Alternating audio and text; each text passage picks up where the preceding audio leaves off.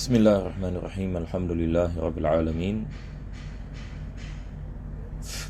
Wassalatu wassalamu ala asyrafil anbiya'i wal mursalin Sayyidina Muhammadin wa ala alihi wa sahbihi ajma'in. Alhamdulillah, para jemaah yang dirahmati Allah Subhanahu wa taala. Pertama dan utama sekali kita memanjatkan kesyukuran kita kepada Allah dapat kita meneruskan pengajian pada hari ini. Dan pada hari ini, pada setiap hari Rabu, kita mengadakan pengajian dalam kitab Bulughul Maram, syarah yakni hadis yakni ahkam, karangan Al-Imam Ibn Hajar Al-Asqalani. Dan pada minggu yang lepas kita baru saja habis bab Salatul Khauf, yang mana penulis ini menukilkan beberapa hadis-hadis Nabi SAW berkenaan dengan perbezaan dalam segi melaksanakan solat solat ini Al-Kusuf, minta maaf ya. Kita habis ini pada minggu yang lepas solat Al-Kusuf, dan penulis ini menukilkan beberapa riwayat perbezaan di dalam menunaikan solat Kusuf ataupun Khusuf. Maka pendapat yang dipilih oleh jumhur ulama adalah ia merupakan solat istisqa. Dan maksud daripada istisqa iaitu dalam bahasa Arab dia adalah talabus suqya, yakni meminta minuman ataupun meminta hujan ataupun meminta air. Maka pada zaman Nabi SAW berlaku peristiwa-peristiwa yang mana sahabat-sahabat datang kepada Nabi SAW dan menanyakan kepada beliau bahawasanya mereka tidak ada air lagi, apa yang harus mereka melakukan. Seperti mana berlaku selepas perjanjian Hudaibiyah, yang mana mereka datang kepada Nabi SAW dan mengatakan mereka sudah tidak ada air lagi. Maka Nabi SAW memerintahkan mereka untuk meletakkan tempayan di hadapannya. Maka Nabi meletakkan tangannya ke dalam tempayan tersebut, dan dengan kuasa Allah SWT air keluar daripada jari jemari Nabi SAW dengan begitu kuat sekali, sehingga air tersebut bukan saja dapat memberikan minuman kepada semua askar yang lebih daripada 1,000 orang, dan bahkan mereka dapat mengambil wudu daripadanya. Maka ulama kita mereka mengatakan air yang paling afdal sekali adalah air yang keluar daripada jasad Nabi SAW. Maka ini adalah mukjizat daripada mukjizat Nabi SAW, dan peristiwa ini disaksikan oleh beratus sahabat Nabi SAW.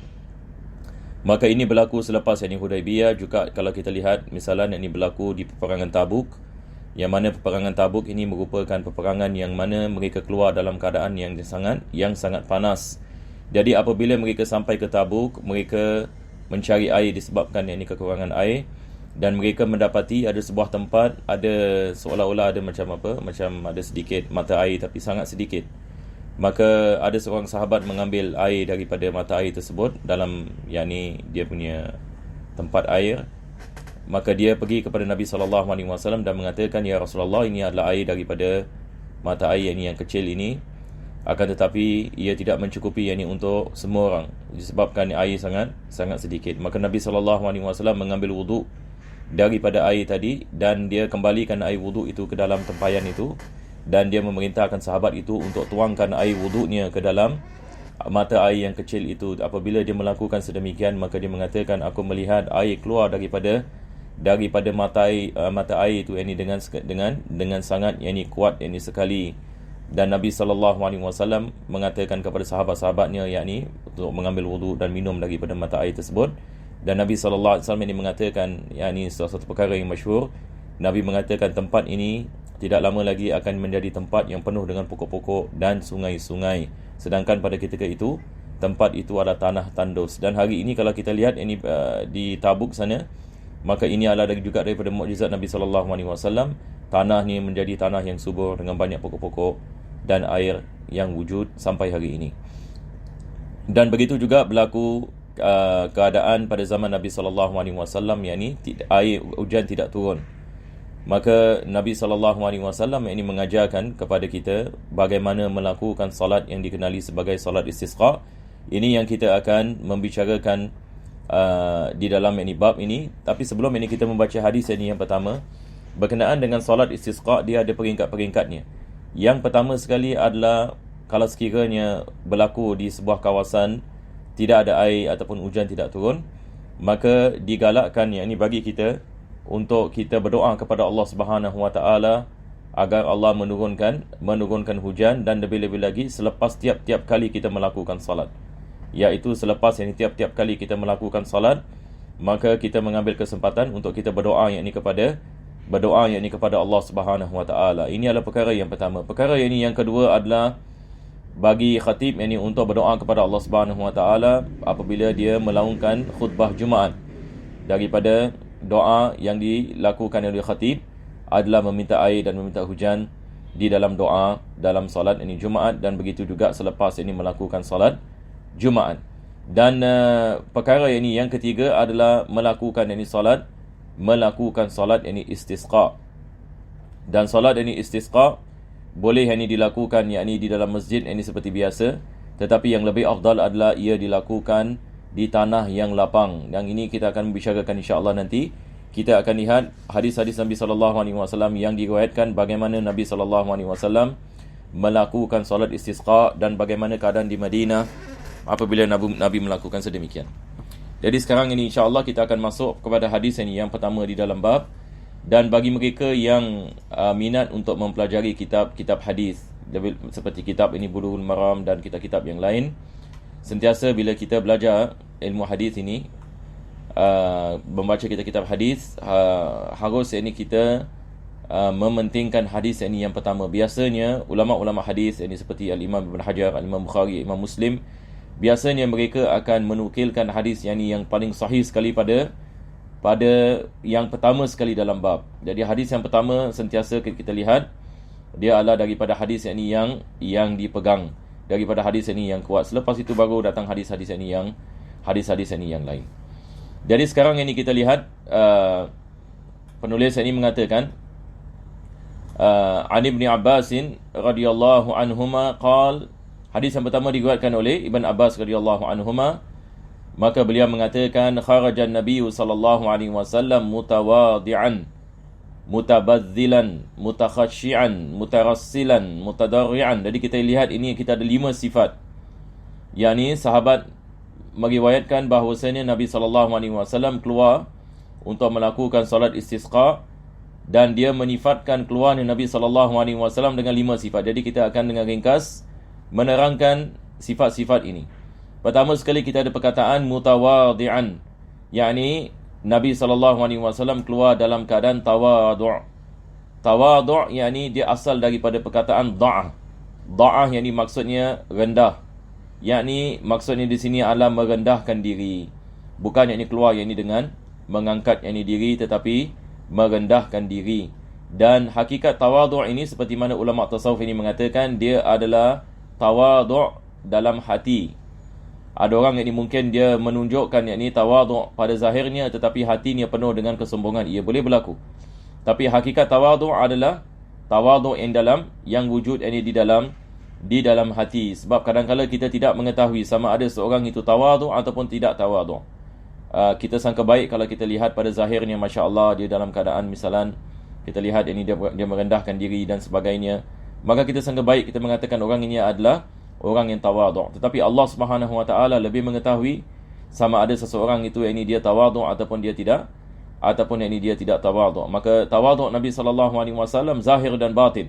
Yakni Nabi sallallahu alaihi wasallam bukan saja menzahirkan yakni rendahnya dirinya terhadap Allah Subhanahu Wa Taala, dan sifat ini wujud pada Nabi sallallahu alaihi wasallam yang dicontohi yakni oleh dalam keadaan tenang. Ini dimasukkan dengan tarassul, mutarassilan.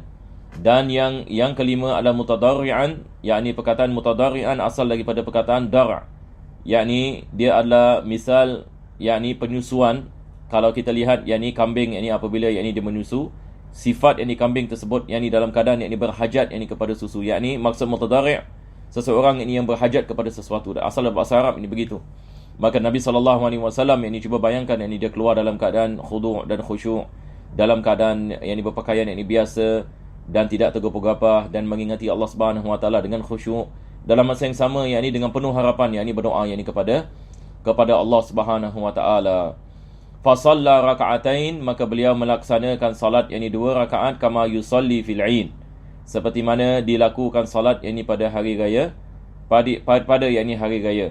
Lam yakhtub khutbatakum hadhihi, dan Ibn Abbas ini mengatakan Nabi tidak menyampaikan khutbah seperti khutbah kamu ini. Yakni di sini Ibn Abbas dia tidak menafikan khutbah. Sekurang-kurangnya yakni para muhaddisin ini mengatakan sanad ini bagi hadis ini adalah sanad yang hasan, seperti mana disebutkan oleh Al-Imam Ahmad ini bin Hanbal. Jadi kita lihat yakni kepada hadis ini ada beberapa yakni faedah yang kita boleh mendapat daripada hadis ini. Faedah yakni yang pertama adalah apabila yakni berlaku kemarau yakni misalan ataupun yakni tidak ada hujan, maka kita harus faham apa yakni hikmah yakni daripadanya dan apa yakni sebab yang menyebabkan berlakunya sesuatu keadaan seperti itu. Jadi insya-Allah saya akan membacakan sebuah hadis yang disebutkan oleh pensyarah ini bagi Bulughul Maram, iaitu Syekh ini As-San'ani dalam kitabnya Subulus Salam. Maka apabila sampai ini kepada bab ini salatul istisqa, maka beliau mengatakan akhraj Ibn Majah min hadis Ibn Umar, yakni disebutkan oleh Ibn Majah daripada hadis yang diriwayatkan oleh Abdullah bin Umar radhiyallahu anhuma. Beliau mengatakan anna Nabi sallallahu alaihi wasallam qala, bahawa Nabi sallallahu alaihi wasallam ini bersabda, lam yanqus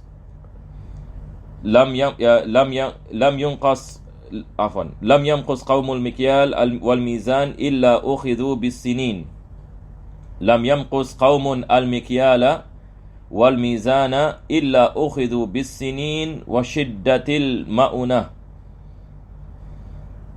wa jawru sultan alaihim wa lam yamna'u zakata amwalihim illa muni'ul qatra minas sama'. Jadi kita lihat ini kepada hadis ini, saya rasa hadis ini yang agak penting, yakni maknanya yakni Nabi sallallahu alaihi wasallam ini mengatakan lam yunqis qaumun al-mikyala wal mizan, yakni tidaklah satu kaum yakni dia mengurangkan mikyal wal mizan. Yakni maksud mikyal wal mizan ini adalah yakni benda-benda yakni yang digunakan sebagai timbangan. Yakni mizan ini ada seperti alat ini untuk kita nak timbang. Al-mikyal kita yakni seperti yakni cupak dan sebagainya. Ya, ini adalah digunakan dalam perniagaan. Yakni apabila kita nak membeli barangan, misalnya ada timbangan dan sebagainya, maka Nabi mengatakan tidaklah satu kaum ini mengurangkan timbangan. Maksudnya menipu dalam perniagaan. Tidaklah satu kaum ini menipu dalam perniagaan dan mengurangkan timbangan. Ini seperti mana kita ada ayat dalam Al-Quran, Allah mengatakan wailul lil mutaffifin alladhina idza ktalu 'alan nas yastawfun wa idza kaluhum aw wazanuhum yukhsirun. Yakni celaka bagi mereka-mereka yang apabila melakukan timbangan, mereka mengurangkan ini timbangan. Apabila orang melakukan timbangan bagi mereka, maka mereka memastikan timbangan itu tidak dikurangkan. Maka Allah melaknati golongan yang ini seperti ini, dan perbuatan ini menyebabkan tidak turunnya hujan. Ini salah satu yang ini perbuatan yang menyebabkan yang ini hujan tidak turun. Yang kedua, Nabi SAW ini mengatakan perkara yang ini yang akan berlaku disebabkan yang ini mengurangkan timbangan juga adalah syiddatul maunah, yakni barang-barangan yang ini tidak akan yakni ada, yakni untuk barang-barangan makanan, barang-barangan keperluan akan kekurangan yang ini disebabkan yang ini dengan perbuatan ini. Dan begitu juga ia menyebabkan yakni berlaku kezaliman yang ini daripada sultan ke atas mereka disebabkan maksiat yang mereka melakukan. Ini adalah bahagian yang pertama. Bahagian yang pertama adalah mengurangkan yakni timbangan. Yang kedua, Nabi mengatakan walam yamna'u zakata amwalihim, yakni tidak membayar zakat. Tidak membayar zakat juga adalah daripada sebab hujan yakni tidak turun, yakni manusia berada dalam kemarau, sebab Nabi mengatakan illa muni'u al-qatra minas sama', yakni mereka akan dihindari daripada mendapatkan hujan yakni daripada langit. Mudah-mudahan ini Allah Subhanahu wa taala selamatkan kita daripada musibah ini dan juga selamatkan masyarakat kita daripada musibah ini. Jadi kalau ada orang ini dalam masyarakat kita yang mengintingkan ini perkara seperti ini, maka ini menjadi tanggungjawab ini kita, sama ada kita seorang pekerja ke, yang berniaga ke, ataupun ini saudara mara kita ataupun rakan-rakan kita, kita memastikan mereka apabila melakukan jual beli tidak ada berlakunya penipuan, sebab ini semua adalah daripada sebab bala yang ni akan turun, na'udzubillah min zalik. Dan begitu juga dengan tentang yang ni membayar yang ni zakat. Kita harus yang ni menjaga diri kita supaya kita melaksanakannya, dan begitu juga kita berdakwah kepada manusia yang lain dan masyarakat kita agar mereka juga yang ni mengeluarkan zakat